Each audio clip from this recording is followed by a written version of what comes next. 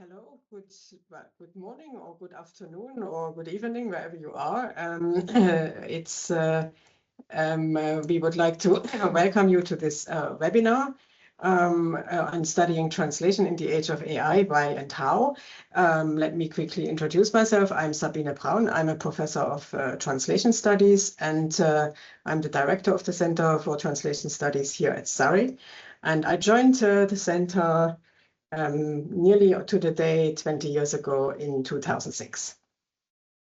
And I'm Dimitris Asimakoulas. I'm Deputy Director, Program Leader for the MA programs here in CTS, and I also joined in 2006.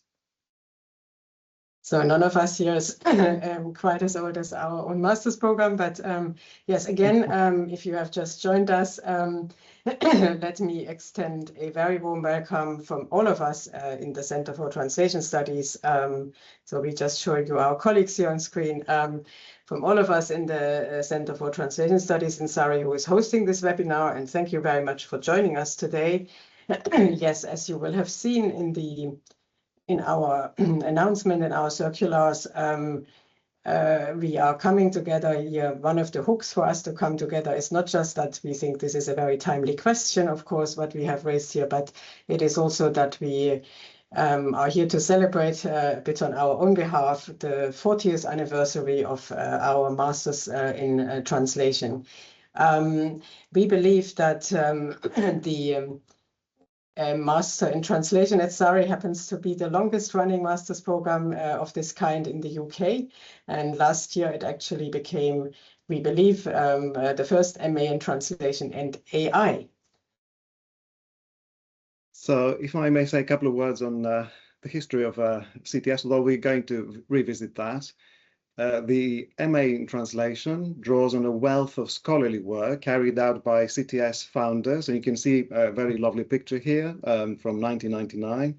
And from the left to the right, we have Professor Margaret Rogers, Professor Peter Newmark, and Professor Gunilla Anderman. Their work shaped the discipline and continues to resonate with its development today. And yes, if you allow us a few more minutes, maybe to delve into our history, as the excuse me, please. Yes, moving on sort of to the next decade, as our master's program took shape and gained momentum to the 1990s, and also as it got its first webpage that you can see online in 1997. And as we were revisiting these earlier versions of our own websites and our own writing, it became clear that there are quite a few remarkable parallels to what we are actually doing today. So, for example, the emphasis of our program, and we know many other translation programs, of course, as well, the emphasis on practical application, on covering many language pairs, which you can see here. Our emphasis, continued emphasis on providing resources, online resources for our students. Here is the oldest one that we could find, an overview of terminology on the web, put together by our founding director, Margaret Rogers, in 1997. And another interesting thing that may be a little bit surprising is that we had a very early focus on not only generally on translation tools, but also on collaboration with AI researchers in Surrey in the 1990s, and creating some workbench for terminology, lexicography. And that collaboration has prevailed in Surrey, and it's now formalized through our links with the Surrey Institute for People-Centered AI, for example. Like many of our academic colleagues who joined us today, we have expanded our program offerings over the years, and we covered new trends in professional practice, mainly the increasing use of translation technologies, as you're aware, but also different specialisms and emerging modalities of translation, including audiovisual translation, but also interpreting and accessible communication. Yes, and then, of course, moving on very quickly to these years, jumping another 10 years forward, as many other translation centers and providers of translation, postgraduate translation courses, we have, of course, continued to adapt to the change that is surrounding us, and that is also the topic of much of today in a minute. Our masters in translation and related masters programs, as I said, have advanced, are integrating advanced skills for using AI now. And in addition to that, we have also developed a series of professional development courses in collaboration with the professional bodies, the Institute for Translation and Interpreting and the Chartered Institute of Linguists, to make a contribution to the necessary continuous upskilling of language professionals nowadays. So can we swiftly move on to the first panel? Before we explore the current changes in the translation industry in more detail, I'd like to invite Margaret Rogers, one of our founding directors, to talk to us about how SARI's MA programs have engaged with and responded to developments in professional translation practice over the past 4 decades of that. Hello, everybody. It's good to be with you all. I understand there are quite a few of you out there. Thank you, Sabina and Dimitris, for that very pertinent run through 40 years. A lot of the themes you mention are also things that I wanted to mention, so I think we're still on the same page and the same wavelength. So who would have thought 40 years on? So we started with handwritten assignments, and now we're talking about handling AI in all its glory. Yes, I just also like to reiterate the importance of the early founders of the CTS. One person who hasn't been mentioned is Professor Nigel Reeves, who was our head of school at the time, who was also instrumental with Gunilla in taking that initiative. And then, of course, we had a great deal of assistance and support from Peter. Actually, Sabina, I'm not entirely sure you're right about ours being the first MA. My memory tells me that in 1985, there were something like 11 diplomas in translation, postgraduate diplomas. And I had in my mind there was one MA, but I couldn't actually verify that or say where it was. But that was the translation landscape that we entered at that time. I think I'd like to emphasize how important starting points are for developing a curriculum that's, of course, beneficial for the students and their development, but also relevant. So we started with liaison with professional bodies. So Nigel Reeves was the chair of the Institute of Linguists, which later gave birth, of course, to the Institute of Translation and Interpreting. That was a spin-off. So he was also part of a Languages and Business Commission for the UK government, together with the Duke of Kent, so he had strong links there as well. So we started from that professional orientation. In our undergraduate undergraduate language degrees, we also had specialist translation already, because students studied specialist subjects, economics, international relations, law. And that was our model that fed into the MA, where we started with SciTech, economics and law. And we also started to employ professional translators as tutors, associate tutors. I know this is legally much more difficult in some other countries, but we had that freedom. We also, as I think Sabina mentioned, we had experience with technology and language early on, working with our colleagues in computer science, notably with our colleague, Professor Khurshid Ahmed. But he and I had also worked on computer-assisted learning through the late 1970s and 80s. So those kind of language computer links were already there. If we move on to the 90s, the higher education landscape, certainly in the UK and I think also in other parts of Europe, was changing. Recruitment was falling in modern languages, and a lot of language departments in the UK thought they had a good idea in making their courses more professionally relevant. The problem was with that quite often there was a failure to distinguish between the purpose of translation classes, whether they were for language learning or whether they were for professional purposes. So then you would have considerations such as the readership, the purpose of the translation, what did the client want, and so on and so forth. So if we move into the 90s and the noughties, I suppose then we can start talking about the technology boom. I mean, it was already starting, of course, in the 80s, but it boomed. So we had no more paper submissions of assignments, for instance, although one student did say to me once, if I'd known I would have to use a computer on your program, I would never have enrolled. That was quite a remark for the ages. And then, of course, we also, in 1990, started the Translators Workbench project, which was co-funded by the European Commission Esprit program.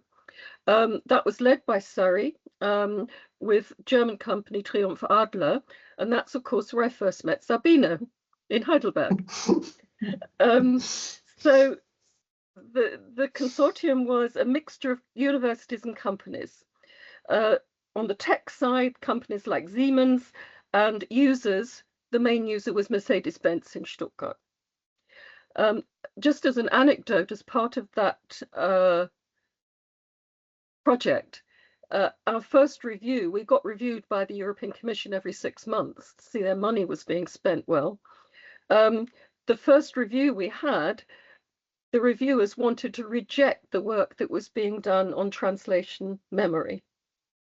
That wasn't our work, that was one of our colleagues, but anyway, it was fought for and it survived. Terminology management was also a big part of that particular project.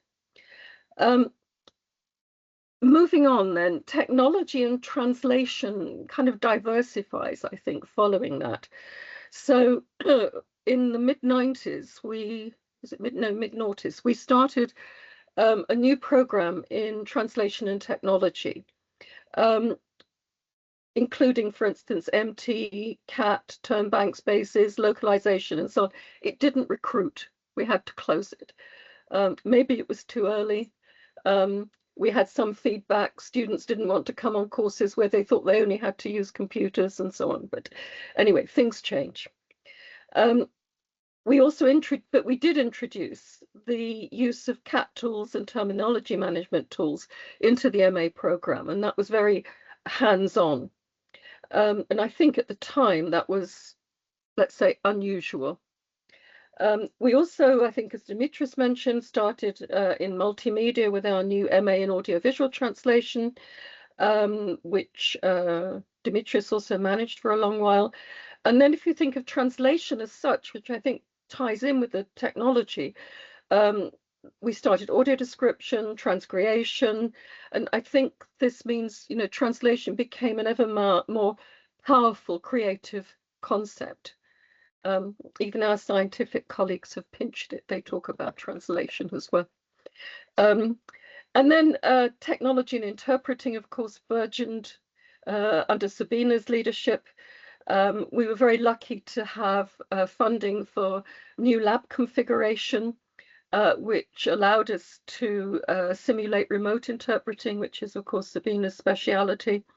And that was boosted also by innovative cooperation within the university with a commercial company, KL Communications, with the director, Dr. Kevin Lin, to deliver a new Chinese interpreting course in which remote interpreting, also in other programs, was a feature. Reflections. The pace of development has changed. You know, when I look back into the 80s, we really were quite relaxed about it, and I think the pace increases. The role of translators is changing and has changed. Teamwork, workflow patterns, outsourcing, and so on. Often technology-led, if not technology-driven. The importance of translation associations, which we're going to hear more about, and translation companies, that became much more prominent in the landscape of translation. The status of translation, I would say, I don't think has changed a great deal. Plus ça change. Awareness amongst clients and even some colleagues is still not particularly high. the attitude today is more or less, well, AI can do everything, why are you bothering? One former colleague in an engineering department said, well, if you change the Cyrillic font into Latin, don't you get English? And I said, actually, no.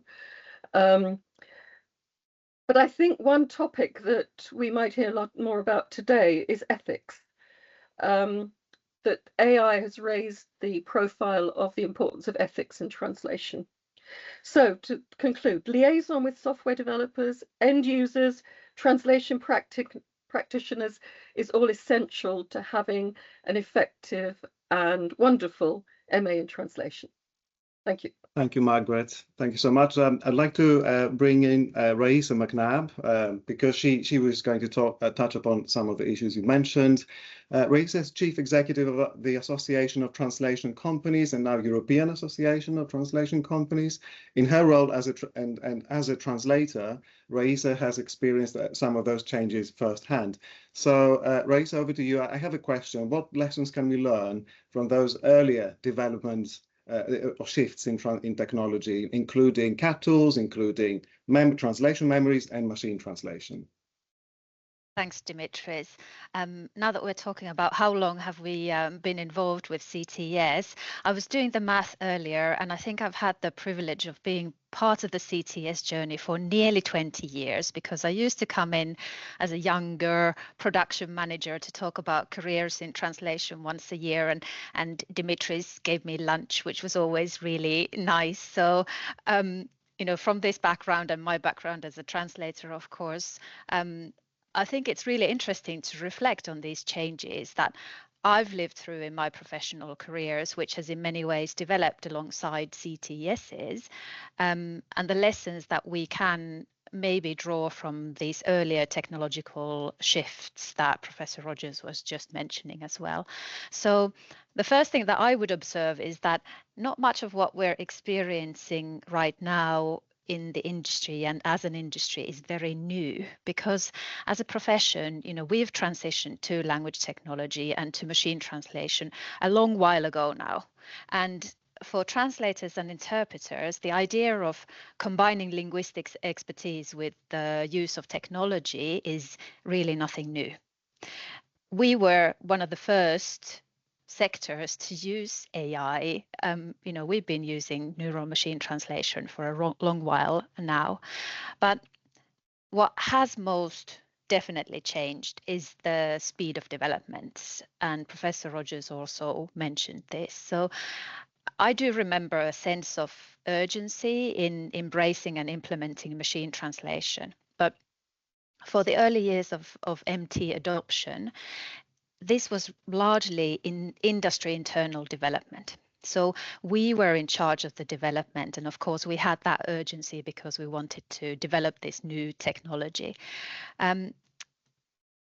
And although it was mostly the tech-enabled ones who were able to leverage the power of machine translation until the off-the-shelf solutions and products came available, you know, the professional level solutions coming onto the market, the difference to today was that we did have more time and space to develop and implement and integrate these solutions.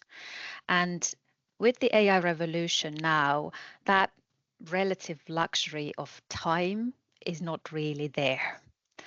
And to me, this is the biggest shift, because the concept is largely the same. So we are working to develop and integrate solutions that will enable us to do more and help clients reach wider audiences and enable better global communication, or at least more global communication.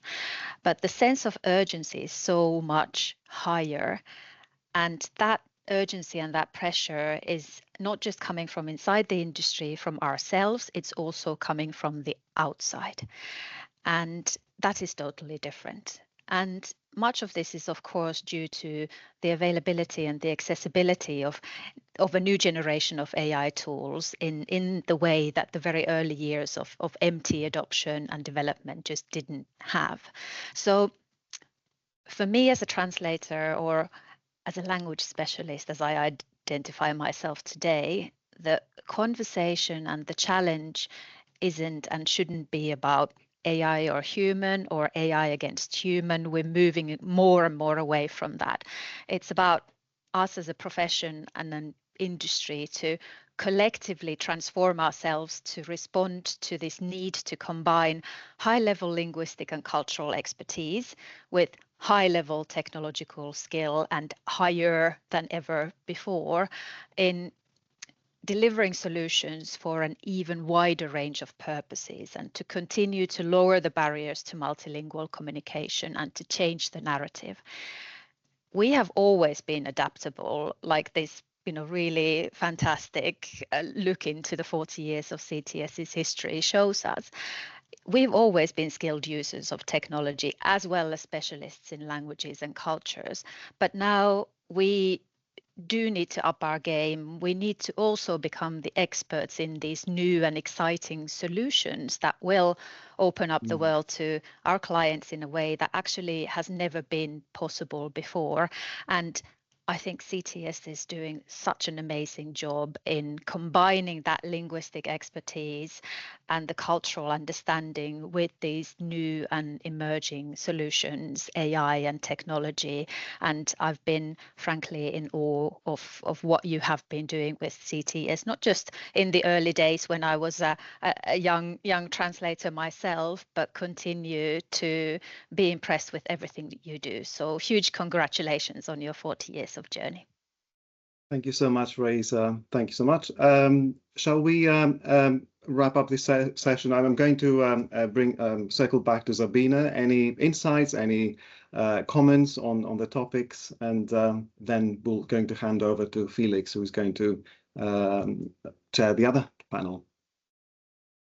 Well, thank you. And thank you, Margaret, for reflecting so beautifully on our partly joint history there.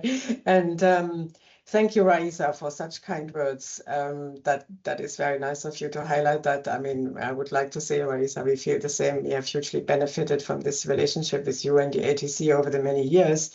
And I think I want to keep this brief because we want to have our guests on this panel and the other panels giving them the opportunities to speak. I think what we've just seen on this first panel is one of the keywords is change, right?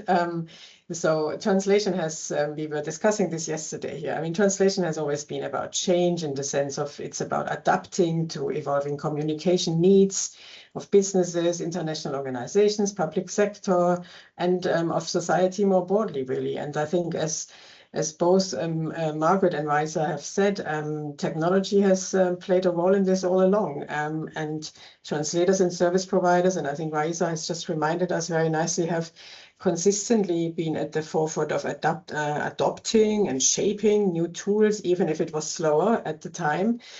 So time pressure, certainly, that is one big shift. And I think as our next panel will show, perhaps there's another aspect in translation that in this, that now translation, of course, encompasses an increasingly broader set of activities because of the increasing set of purposes, Raisa, as you also have said. And so it's about managing workflows. It's about integrating technologies, shaping multilingual communication strategies and planning them. But yes, we would very much, I mean, from the CTS perspective and thinking what happens in education without foregoing the conclusions of our third panel, but there is that core, that deep linguistic competence combined with intercultural expertise, understanding of how communication actually works in different contexts. And I agree that despite this current focus very much on technology and on AI in the language service industry, I do think it is difficult to see what would sustain this industry, I dare say, without these fundamental skills, these fundamental linguistic core skills.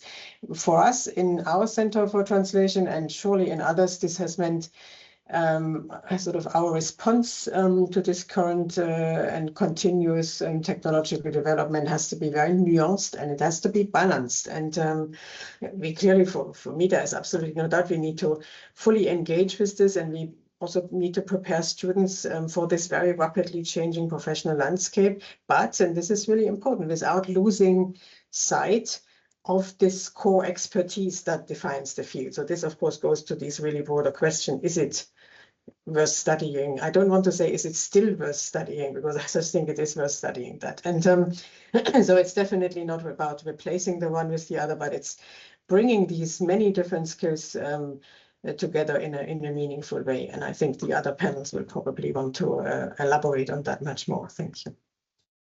Thank you. I'd like to thank our first panel for the rich insights into how we might anticipate emerging trends in the field. And I'd like to hand over to Felix now. Thank you, Dimitris and Sabine, and especially Raisa and Margaret.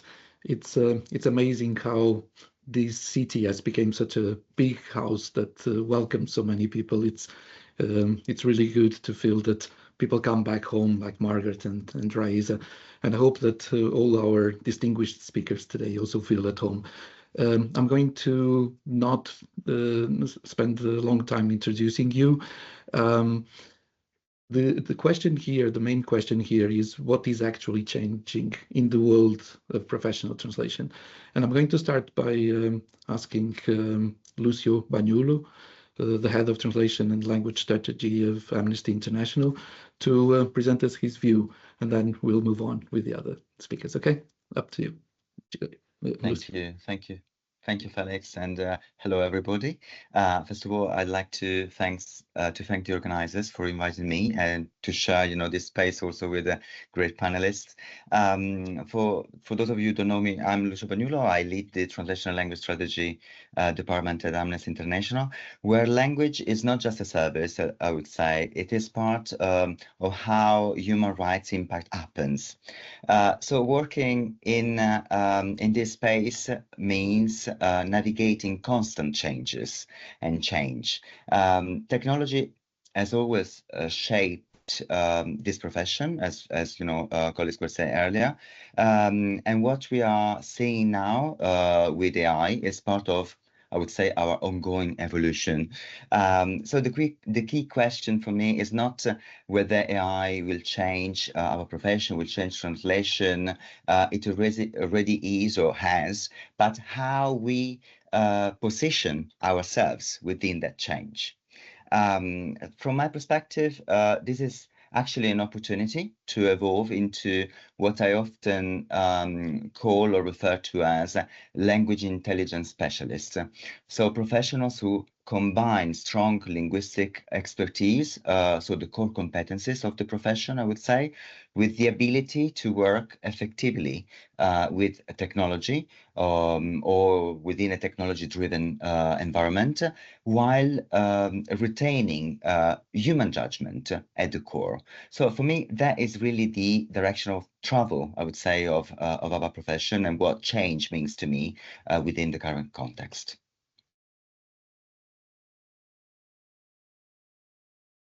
Wow, thank you. That leaves us lots of time for questions. So yeah, prepare your questions. So I'm passing the floor to Giulia Tarditi. She's the head of function and localization at Revolut. She has a long experience in the industry, so the floor is yours, Giulia. Thank you. I've talked to a lot of young folks recently that have maybe approached me like at events or on LinkedIn about whether it's still worth studying languages. And I always try and go back to the time when I did.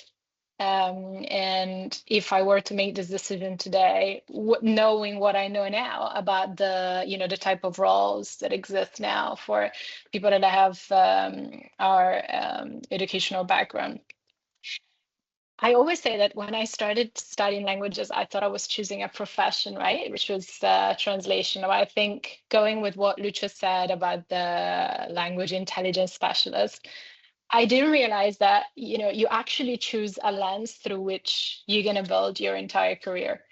And it is true that the only constant is change, but that's always been the case, right? For all jobs throughout all generations. And I think the best way to face this constant change is if your brand, like your personal, the skill set and the values and the stuff that you bring to your career doesn't change.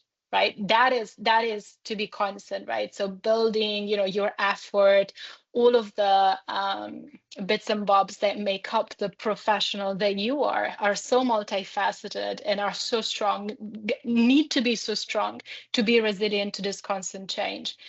And I think languages are a fantastic gym for that, because we build that agility, that mental agility that is necessary in today's world. And there are so many new roles and so many new applications for languages that I see out there. Our skills are so relevant right now. Even if all professions, like God forbid, but let's say all professions in a couple of decades time were nothing but like a lot of prompt engineering, just applied to different fields.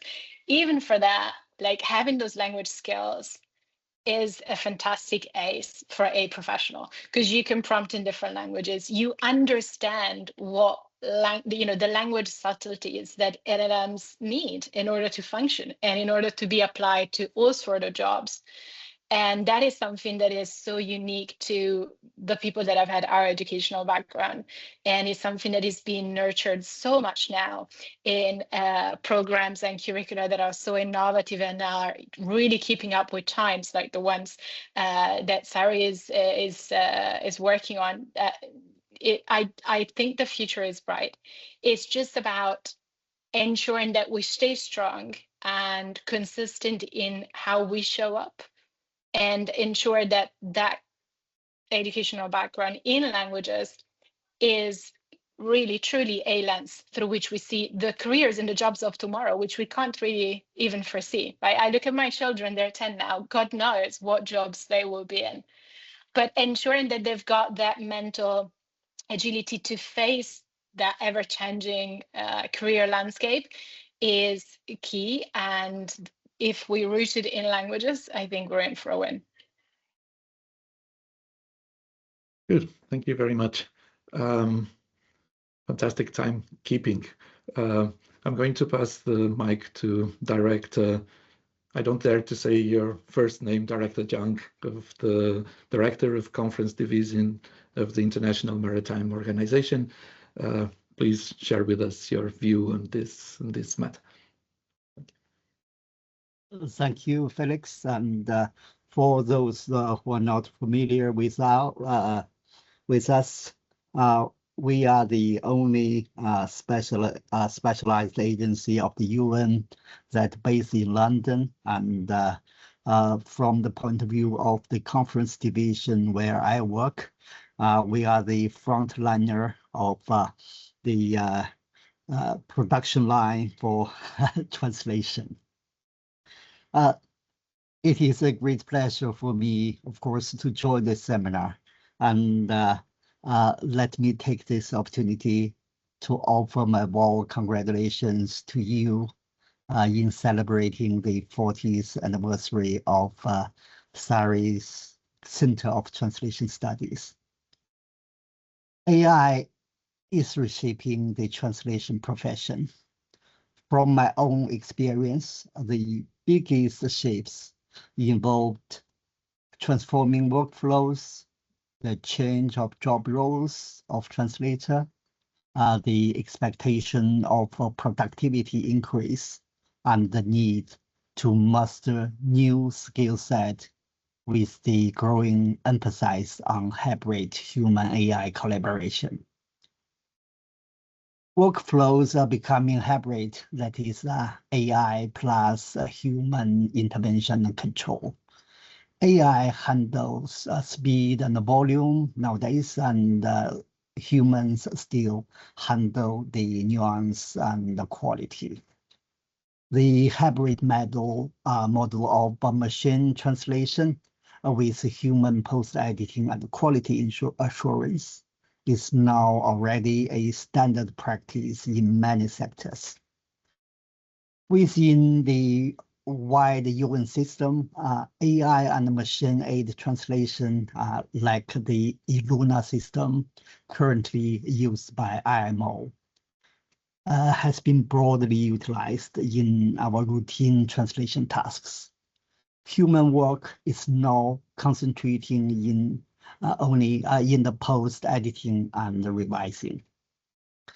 This means translators are more and more becoming revisers and quality controllers rather than the pure text converters, as the case in the past.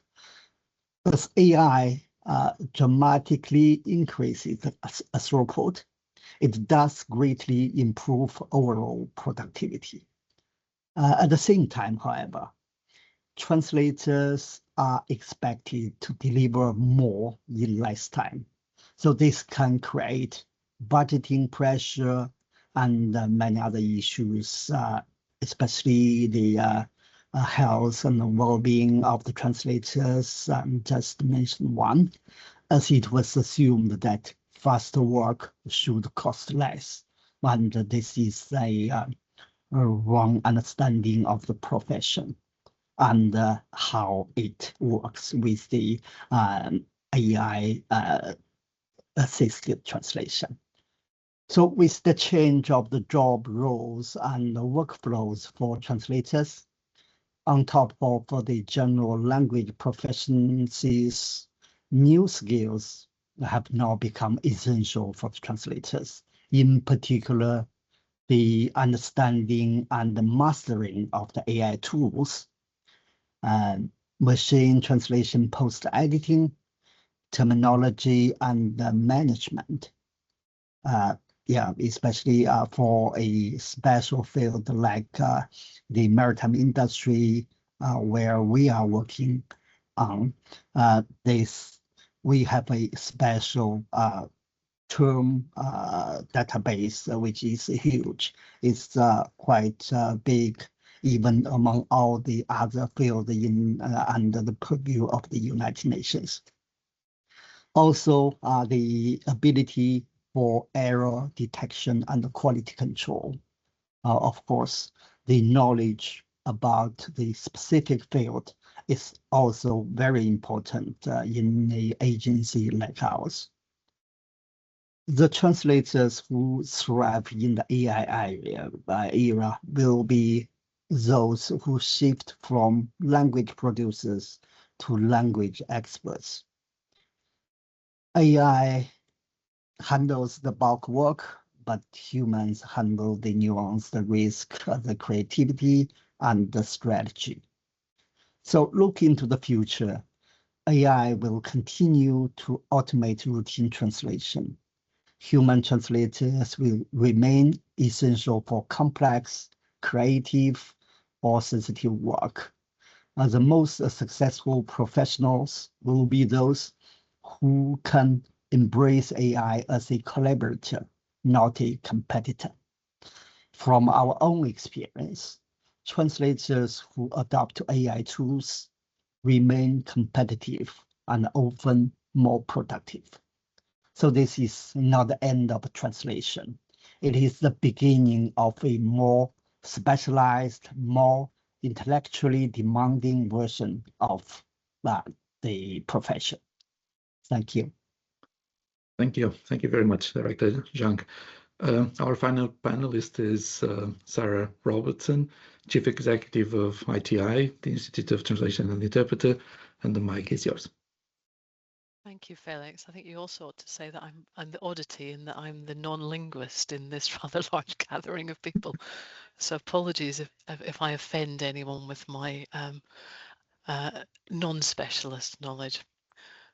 What will I say? Well, I think, as we've already said, the widespread availability of AI translation tools has absolutely changed the market in a very practical way. And we know that many people who would previously have commissioned a professional translator now believe that they can produce a serviceable translation themselves. In some limited context, they may well be right. But in doing so, they're often making a false equivalence between generating a piece of text in the target language and a professionally delivered service that offers a tailored solution. So at ITI, our response to the challenge of this perception problem is actually to work harder to explain to stakeholders what professional translation and interpreting actually involves and why the human qualities that define it cannot be replicated by a machine. So professionalism, in my view, is at the heart of the case, and that's what I want to focus on in my few moments today. I've spoken previously about what I call 7 hallmarks of professionalism, and these apply to any field of professional endeavour, but they also serve to explain the value of human translators and interpreters in an AI era. So what follows is my list of these professional hallmarks. I'd say that professional translators and interpreters hold specialist knowledge and expertise. They hold formal qualifications or recognised credentials. They adhere to a code of professional conduct. They maintain and update their knowledge and skills. They exercise independent professional judgment. They place their client and public interest above self-interest, and they take responsibility for their work. Now, these aren't abstract ideals, and actually they haven't changed despite the rise of AI. They are simply the practical and measurable behaviours that distinguish a professional from someone who simply has some language skills and access to a translation tool. And they matter more, not less, in an environment where AI can produce a plausible, if not necessarily correct, output very quickly and cheaply.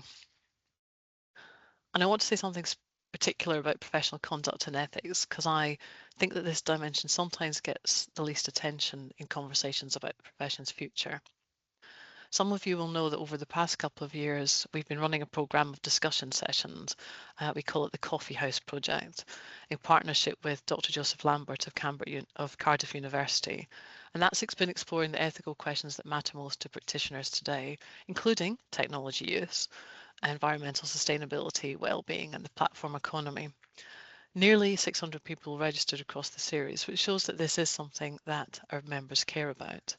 And indeed, it's informed our revised Code of Professional Conduct, which was approved by members last year.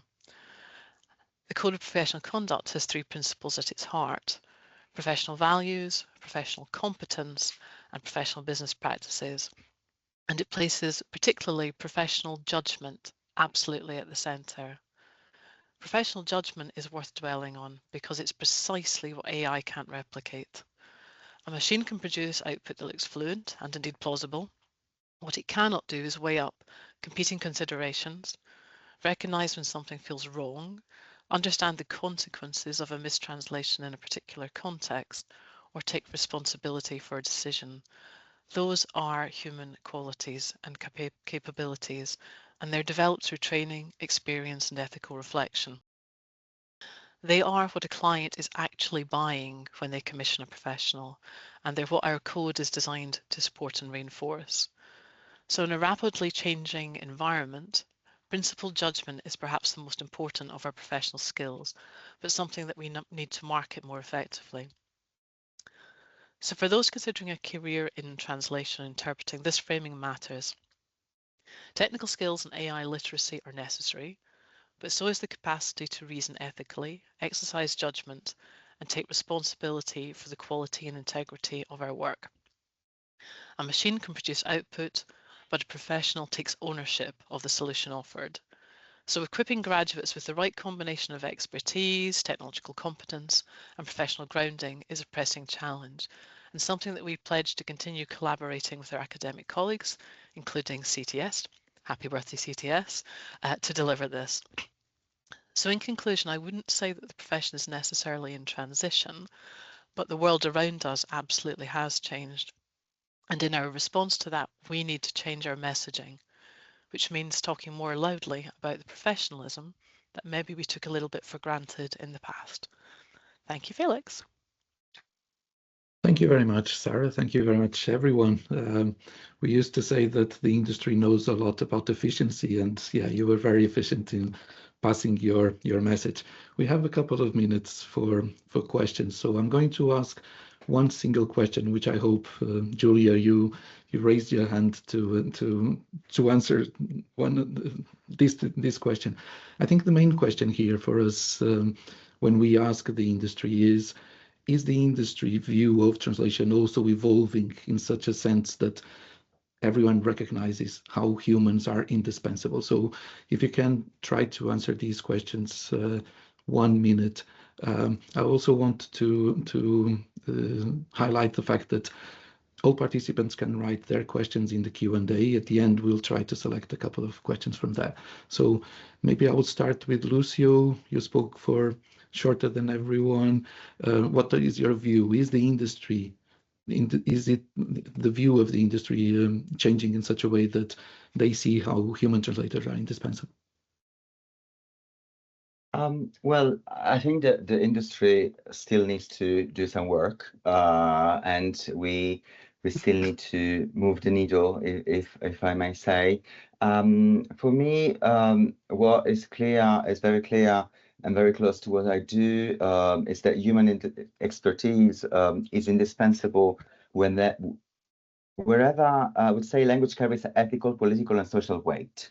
For example, in my field, in human rights work, translation shapes how communities understand their rights, how findings are perceived, whether people feel included or excluded. And this is something, I often come back to, because translation, I would say, is not just about transferring meaning, and here we all agree, but it is about establishing trust across languages.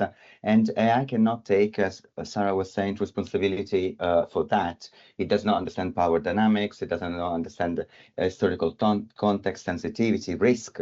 And I think the industry in particular needs to focus about more risk assessment and the professionalism factor that Sarah was mentioning earlier. I think it's a key component also to move forward as an industry, as a sector.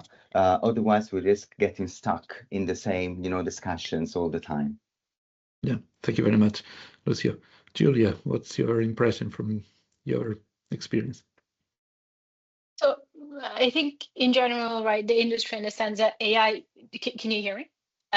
Yes. Yeah, so AI generates content that creates new risks, right? It doesn't only create efficiencies. So the errors are harder to detect, especially to someone who's not a language professional. And the meaning can drift across languages. So language professionals are seen by the industry, I'm hoping, continuously will and will be more seen as that, the ones who identify and mitigate those risks. So I think I agree with what was said before. It becomes a risk management job to a certain extent, right? Because the brand and reputation, for example, for what I do, which is like the say customer facing side and the client side language operations, brand and reputation are fragile across markets. So the message that is technically correct but culturally wrong can really make or break a brand, and there will be more of this, and the expectations are that we become the gatekeepers and the custodian of this, the language intelligence officer, right? So I think also the regulatory and the legal exposure will be increasing, because someone is going to have to take the risk, right? I think it was said by Sarah also a minute ago. More and more content is regulated, right? Financial communication, especially for us, right? Like Revolut is a bank. So for me, this is at the forefront of what we do every day. But like financial communications, privacy notices, medical information, right? Like across markets, the requirements may differ, and the translation errors have a different meaning across all these different geos. So I think our skill set is also evolving to ensure that we can capture those nuances and really ensure that those risks are minimized wherever possible. Like something, yes, I guess we have some compliance and risk functions added to this role, which is, risk was always there, but it definitely is assuming a different meaning. Yes, thank you very much, Julia. Director Jung, IMO also works in a very sensitive area, maritime transport. Is it clear that the human value is fundamental for communication in your organization? Yes.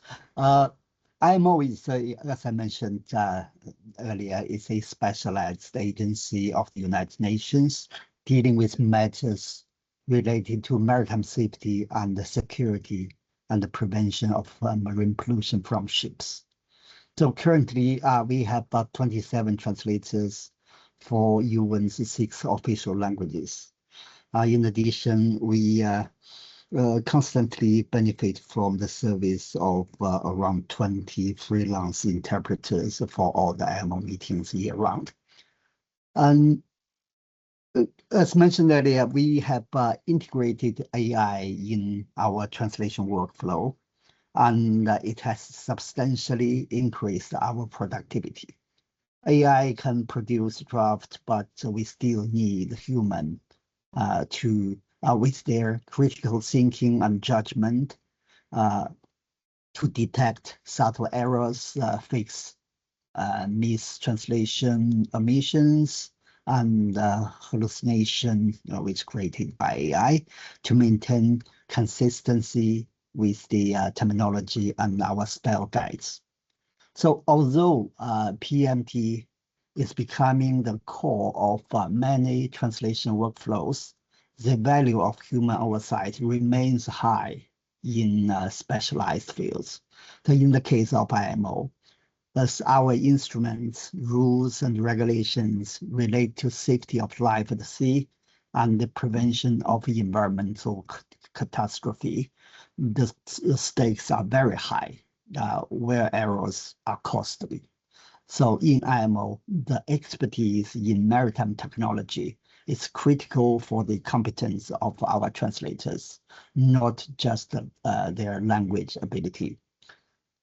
So we have to admit that AI does change the job role and skill profile of the translators, but the humans are still indispensable in the work of IMO.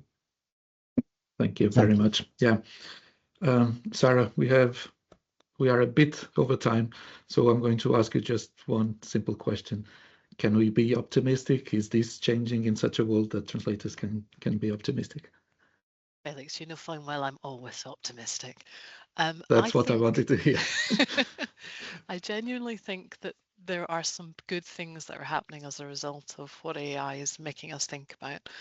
And it is changing the industry. One of the things that I think it's doing, which is good news, is that it's forcing us to move away from a transactional model, by which I mean that language services companies asked professional translators to do stuff. Translators did stuff, they sent it back. It was very much based on product stuff. Whereas actually now I think there is a genuine move towards more a relationship between companies and the people that they work with, and about finding solutions together. And I can say that I saw this in reality.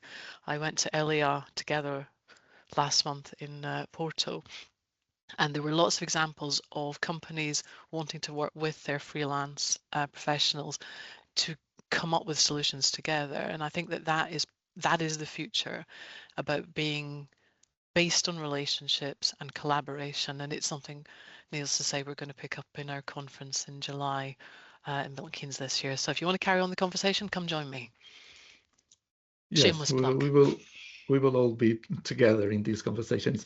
Thank you very much to everyone. I'm going to pass to Sabine, who's going to chair the next panel. Thank you very much. Yes, indeed. Thank you all very much. I think that has really painted a rich picture and laid fantastic groundwork for our next and already final panel, which is about the educational implications of all the ongoing changes that have just been described, and perhaps even more. And so this really goes to the question of how what do we say to the next generation, hopefully, of language professionals? How do we educate them? What do these developments that we have just discussed mean for translation curricula? Do we talk about hybrid language professionals? And so if so, how do we prepare them? And also the question what prospective students should actually look for in programs today. And let's go beyond university students. There's also these questions around who else needs the training around what happens with translation and where this whole world moves. So yes, this is in terms of the number of people on it, the largest panel. So let's get to it. Joss, if we can start with you, Professor Joss Morkins, who's joining us from Ireland, from Dublin City University, as Professor of Translation Studies, and who, together with J.C. Pennant, has recently, as some of you know, produced a very interesting podcast around a similar topic. So share your thoughts, Joss. Thank you very much, Sabina. It's great to have an opportunity to reconnect with our friends in CTS in Surrey, and it's always great to be in touch with you. Thank you for the invitation. So, as you said in the preamble that you sent to us beforehand, some predict that AI will replace translators altogether. Others argue that there's never been a more exciting time to enter the field. And I would say that it's an exciting time for research and for current translation graduates. If we look at the EST Congress, there are 997 submissions, so clearly it's an active and dynamic time for translation research. But for our current translation graduates, we can see from the Ellis survey that was just published, 8 days ago, that the role of language professionals, according to the report, and language companies is gradually shifting from pure production to a broader spectrum of language-related services. And that's been our experience here at Dublin City University, really since about 2016, and for our graduate roles. So we haven't really produced translators in about 10 years, except for in Irish English, which is a very particular profile, and they tend to get jobs in Brussels. But other than that, our graduates have moved into roles at the intersection of languages, of cultures, of humans and technology, and with increasing concerns about ethics. And Margaret and Sarah both mentioned ethics earlier. So in our program, we increasingly design for higher level skills and critical thinking, but also we need to balance practical tasks for context and just for good pedagogy to keep students interested. So we've moved towards more practice-based social constructivist modules, such as simulated translation bureaus that I know many universities run. We've started to build in transversal skills into our learning outcomes across the sort of UNESCO model of transversal skills that looks at, critical thinking, futures literacy, sustainability literacy, leadership, communication, digital and data literacy. So these things have sort of broadened the remit of our programs, and we try to incorporate theory, technological basics, creativity, and ethics. And that the importance of ethics and trying to foster the ability for students as they graduate and progress through their career to exercise their ethical agency, to recognize decisions as ethical decisions and think about what the repercussions of those might be, to build the tools to help with those decisions, I think is really important. And not necessarily to follow the line that we give them as educators. In teaching, we offer our own reading of the world, but as Paulo Freire said, apologies to Felix for my pronunciation, we try to bring out the fact that there are other readings of the world different from the one being offered as the educator's own, and at times antagonistic to it. But also important for us as researchers is advocacy for translators, interpreters, and localizers for fair pay conditions, sustainable work practices, and towards that sort of less transactional future that Sarah mentioned earlier. And as Raisa said, translation has been the canary in the coal mine for AI integration. So we've learned a lot from how things have gone so far, what's worked well, what's not so well. And maybe this is where other professions could learn from us. Our concern, I suppose, is that in many ways, translation is not really the master of its own destiny. So while I'm positive about the present and at least the near future of our programs and our workplaces, and the opportunity of our graduates, as Julia said, having a pathway to proactively build a career. I loved her quote about how our skills are so relevant right now. This broadening does create a conundrum, and that's the perception of translation, which is sort of limiting.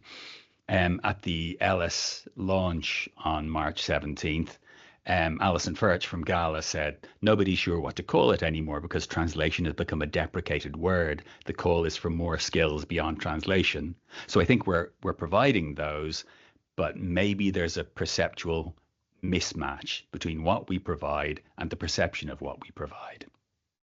Thanks. Thank you, just very much to our point, and I should say I couldn't agree more. That's all I will say, because I want us to move on with our panel. Thank you.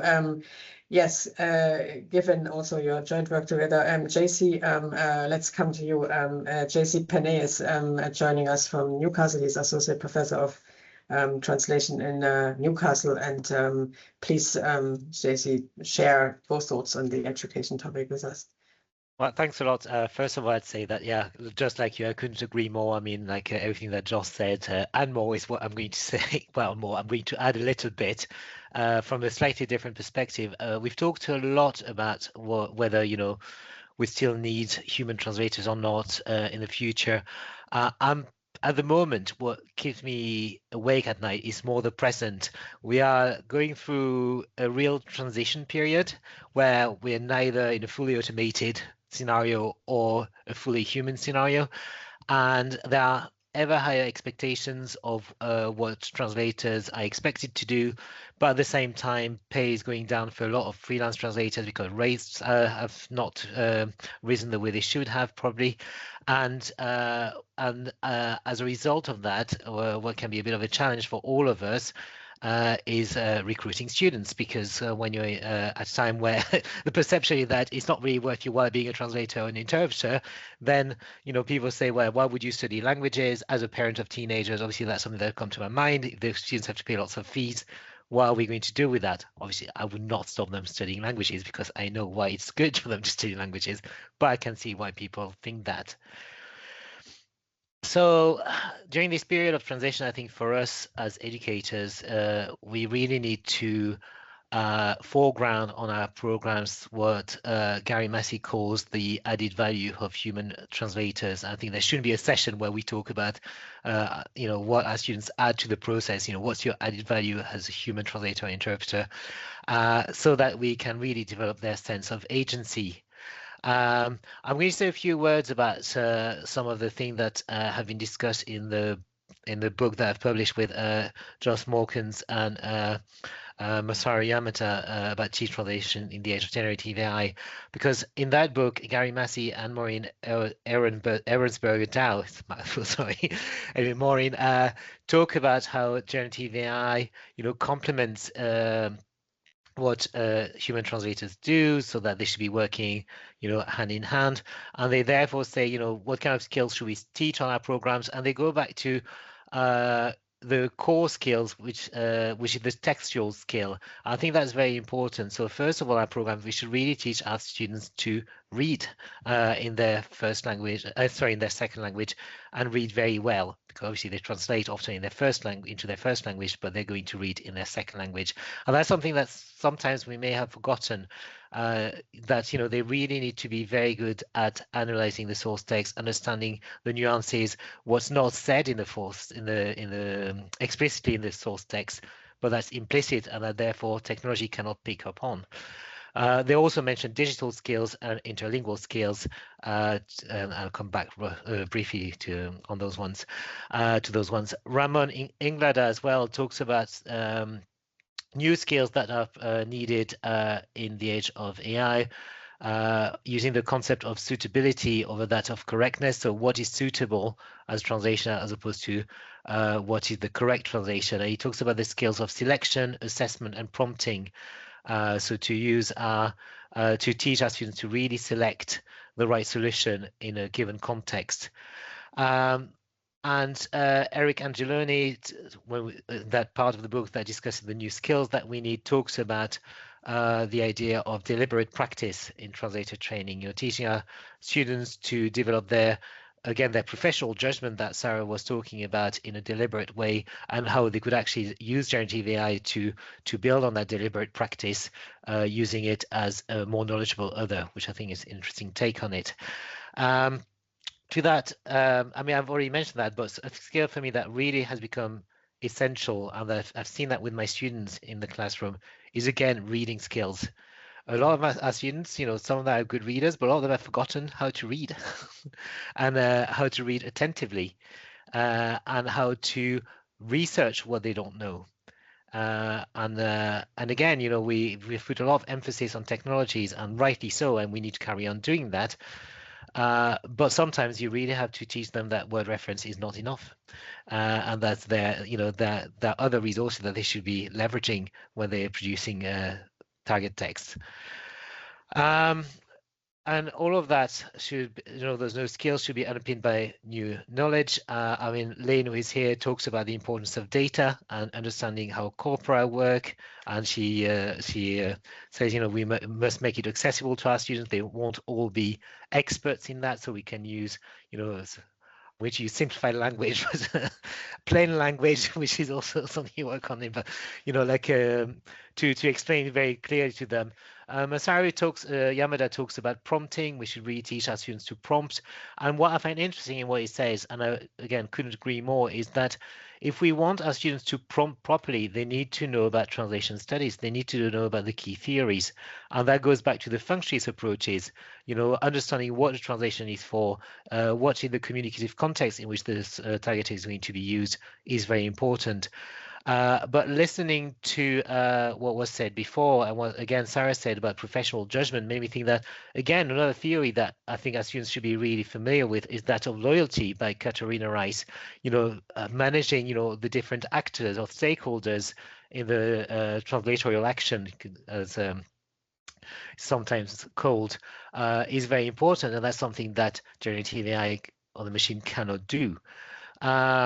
And that brings us nicely to ethics, you know, AI ethics that Joss discusses in one chapter in the book, and that we've mentioned several times over today, because that's such an important aspect, you know, like understanding the ethics of AI and what it means to use it, our own positionality, the fact that, you know, you can't really, you know, put it back in its box. We all have to use generative AI, but what does it mean when we use it, and what are the consequences? Something I would add, and that's surfing on the wave of something literacy. You've got data literacy, AI literacy. I'm going to add language industry literacy as something that we should really foreground on our programs. And that's to build on what Lucio called a language intelligence specialist, you know, that new concept that goes beyond translator. I know that translators like being called translators. There's something emotional about it, and I agree with that. But that's maybe a bit of a misnomer these days, and it could be a bit of an issue for us. On the one hand, if we don't have translation interpreting in the names of our program, students don't know what we're doing. But on the other hand, they might think it's reductive. So it's a bit of a conundrum here. But language industry literacy would be good, where we talk about, you know, entrepreneurial skills, learning to read the language industry, knowing that it's forever changing. And also we talk about risk assessment and risk management as part of our role as language professionals. And the last thing, and then I'll keep quiet, is, and that's linked to that, is part of all the soft skills that we need to really work on our programs, which are not soft at all. They're the opposite to soft skills. They're very hard to get. But those soft skills that are becoming essential, including mental agility, that's what the term Julia used, I would call it agile thinking, and that's something that we need to really work on for our students, because a lot of them think, I want to be a translator, I want to be an interpreter, and you need to explain to them that there are lots of different roles that may be a bit more complex than that. And to help them with that transition period, I think another one is talking about well-being at a time where they're going to join an industry that's changing so fast-paced. You know, how will they take care of themselves, maintain their well-being in a way that's sustainable long-term? Yeah, I think that's it from me. Sorry, it was a bit much, but. No, it was a very compact and comprehensive message. Thank you very much, JC. That's a lot of food for thought. I think I've realized, well, we've all realized before the webinar that it's probably going to be too short. We have a Q&A, by the way, I should say to our audience. If you have questions, put them in, but the way it looks, I cannot promise you that there will be much time for it. So we'll move swiftly on to Lynn. Yes, we move on to Professor Lynn Bowker, who is a professor and a Canada Research Chair in Translation Technologies and Society at the Université Laval in Canada. Welcome, Lynn. Thank you. Thank you for the invitation to be here. Just to say that when I was looking to do a master's program back in 1991, Surrey was on my radar. Even on the other side of the Atlantic Ocean in the days before the internet, Surrey was already well established and had a great reputation. For very pragmatic reasons like finances, I stayed closer to home and did my master's at the University of Ottawa, but my co-supervisors, Ingrid Meyer and Doug Skuse, were already collaborating with Margaret Rogers and Khurshid Ahmad, and so I had the great fortune of having their input and influence into my master's degree at the start of the 1990s, and it's great to see that your program is still thriving, that you are still leaders in the field, and I'm really happy to be here today in this talk. It's very hard to come near the end of a webinar with a lot of great speakers because so many things have already been covered. But maybe one of the things that I could do is say, if you are a student looking for a program, what might you look for in a program? What sort of things would make it a good choice for you? And we've talked a lot about how technology is now a central part of the profession. We can't divorce it in any way from the profession, nor do we want to. But when you're looking for a program, I would be a little bit suspicious of a program that does only technology or that centers technology and excludes all of the other things. As JC has just mentioned, as some of the other speakers have mentioned, we really need to have a balance between technological skills, but also core translation skills.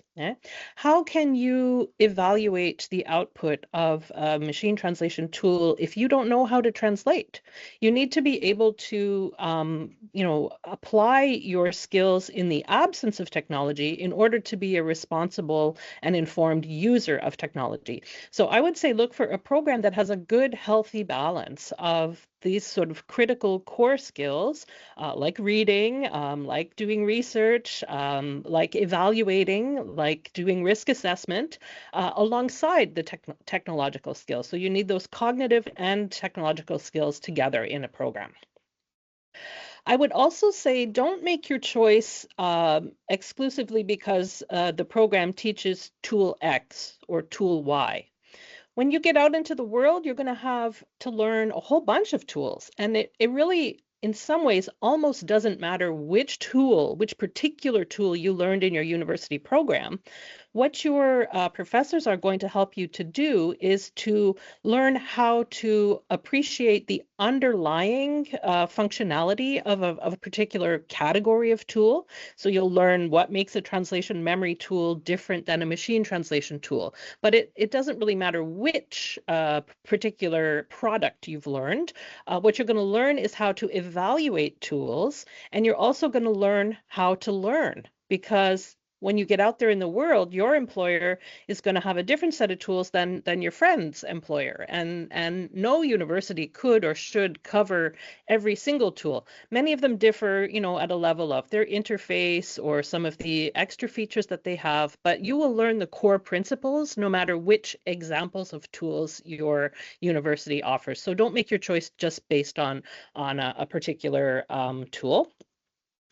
What else can I say? A university program that offers some kind of opportunity for a work placement or a project-based learning opportunity. Someone mentioned a simulated translation bureau opportunity. This is fantastic. Each of your individual courses will equip you with a deep knowledge of a particular aspect of translation, but the project-based learning or the work placement opportunity is where you integrate all those skills. You bring them all together. So a program that offers you that opportunity will really help you make that transition from a university program into the workplace and, kind of set you up for success. And then I would say, once you are in the workplace, please pay it forward. Don't stop. I'm a little bit, I do have some concerns about sustainability at the moment of the profession, in the sense that some of these AI tools are, maybe almost as good as a very junior translator, as a brand new person, because as a student, you're still learning. As a junior translator, you're still learning. And so if employers stop giving internship opportunities because AI is at the moment, maybe in some ways comparable to some of the things that an intern could do, then we're going to be in trouble down the road. So don't forget to pay it forward.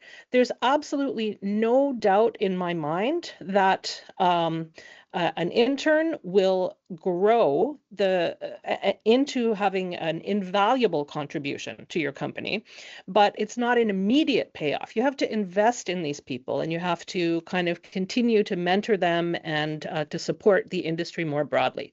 So yeah, once you're in the workplace, don't forget, if you had the benefit of an internship, to pay that forward and offer that to someone else who's coming up behind you. And maybe just to talk a little bit about the need to both, it's ironic, but I think it pays to do both, to develop a specialization. And again, most programs will offer you the opportunity to be exposed to a variety of specializations. So by specialization, I mean, maybe you're going to focus on healthcare translation, or on legal translation, or technical, or literary, marketing. There are many different options. And again, you'll want to have the opportunity in a good program to try out a few different ones and see what's a good fit for you. But then, it's a breadth option at a program, and you then will decide on maybe one or two specializations that you want to become an even greater expert on. So this is where you have to realize that a good translation program sets you up for success, but the learning doesn't end when you graduate. Translation is a career about lifelong learning, and you have to commit to continuing professional development. That can be development in the field of translation, maybe learning a new tool that came out, but it could also be continuing professional development in your area of specialization. So if you become a healthcare translator, then you're going to want to stay up to date on that topic. So just be prepared that when you graduate, it's not the end of your learning process. And this is where, a close association with translators associations will help you, because they're a great source of continuing professional development opportunities. And then my final point would be to say specialization is great on the one hand, but we also do want to have a diverse skill set. So if you've decided on health, as an example, if you decided that I'm going to specialize in healthcare translation, something that you can do to diversify your skill set would be to also learn a skill like plain language, which JC just mentioned.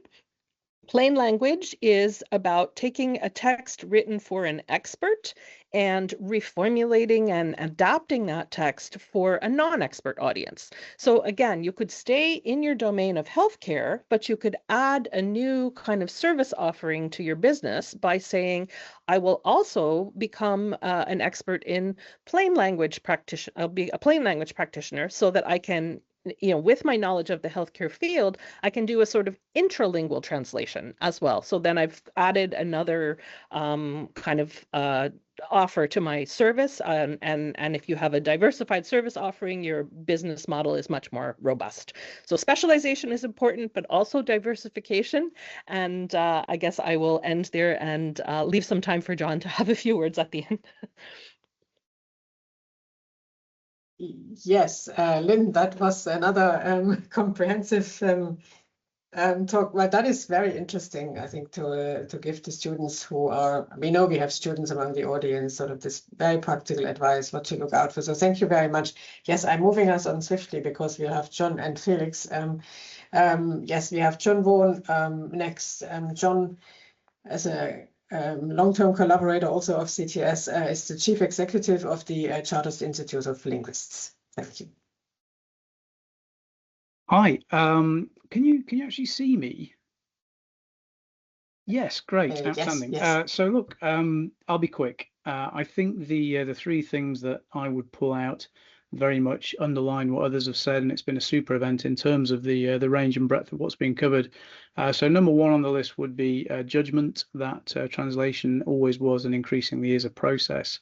And I think it's essential that we instill in people a sense of that judgment, the cultural judgment, increasingly commercial judgment, absolutely awareness of risk, and of course an awareness of the technical and tools aspects. So judgment is crucial.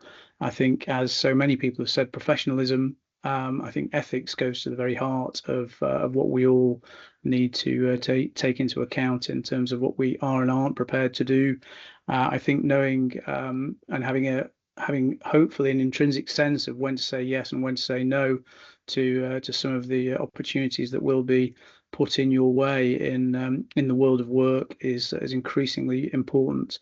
There are endless examples from all sorts of métier, from journalism, but also there will be cases in our industry of people who've made the wrong choice on ethical use of AI tools. So I think instilling a sense of ethics is crucial. And then accountability, and unfortunately, I think it's accountability under pressure, because as we've all said, the pressure on people to produce now means that the temptation will be there to take shortcuts. So I think the importance of accountability as part of the professional duty that we all have as linguists. But I suppose, to hopefully end on a slightly more upbeat note, what I would say is that I just don't think linguistic excellence will ever go out of fashion, given that language is the quintessential and core human attribute and human skill, and given that languages are, yes, a means to communicate, so have forces of convergence, but are also a means to identify yourself and express identity. Languages are always going to diverge.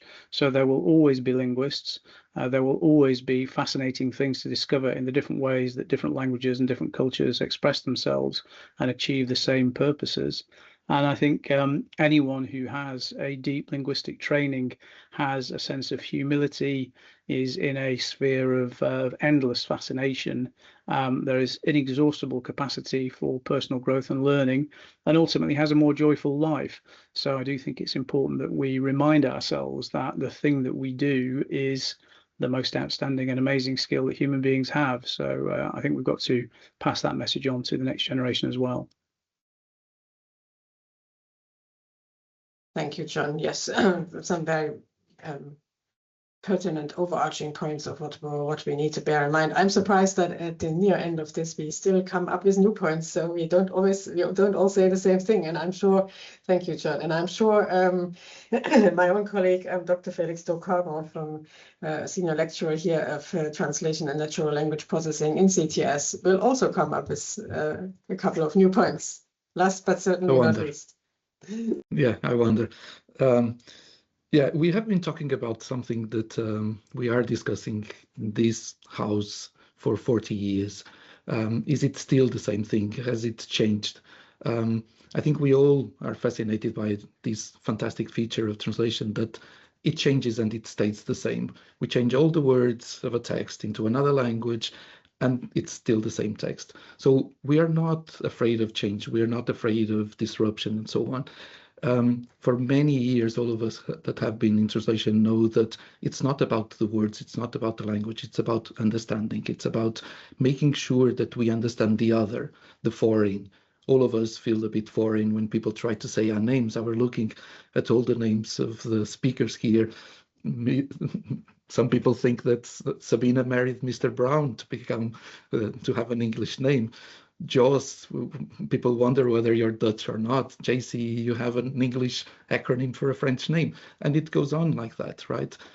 We are used to dealing with this difference, and we like to think about it and to study what changes in names and what changes in words.